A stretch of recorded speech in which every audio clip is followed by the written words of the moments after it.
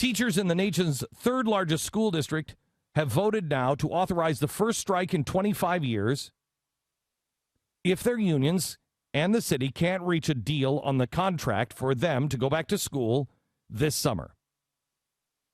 First time in 25 years. You know where this teachers union is? What a surprise, Chicago. You know why we're having so many problems? Because this president is in bed with the unions, and they're helping each other. The good news is, as we saw in Wisconsin, people are out. The private sector is not going to a union. The private sector knows the unions stink on ice. Even those in the public sector, when they're given a chance, when they're given the right to choose, I want to be represented by a union. I don't want to be represented by a union. Over half of them leave their union and say, you guys are crazy.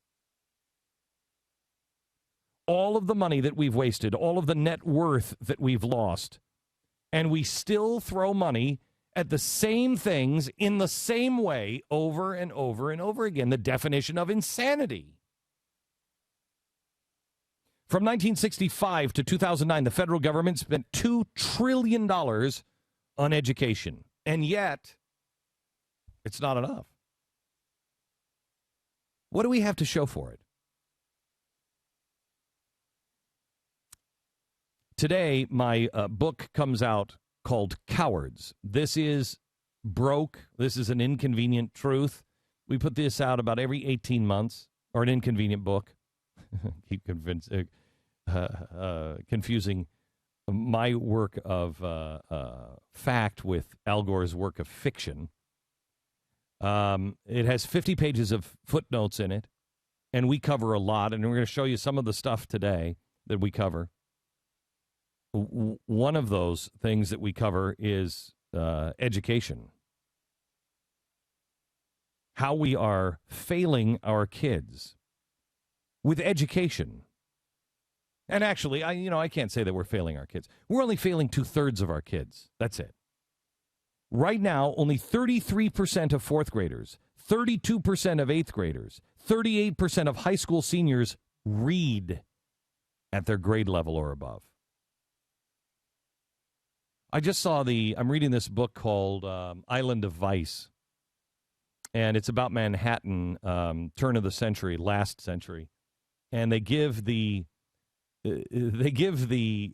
questions that you have to answer, just to serve in public.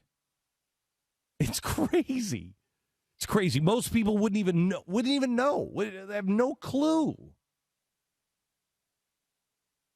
And this was just a public test. Americans, at least our children, are not near the bottom of the pack in every category. They do rank first in self-esteem. You want to know a problem? There it is. You're ranking last in everything else, first in self-esteem. The left has created everything they despise about Americans. They say that we're arrogant know-nothings. That's exactly what our education system is turning out. Arrogant know-nothings. Thank you to the unions and to the left. So long as we have self-esteem, so long as we believe we can do things that we don't even understand, we're going to be great. We spend more, it costs more, and we're getting results that are significantly worse, and our kids are becoming egomaniacs. Despite all of this, teachers are now paid over 45% more than they were in 1961 after adjusting for inflation. What is your job? Whatever you're working now, go back and look in 1961 and then adjust it for inflation.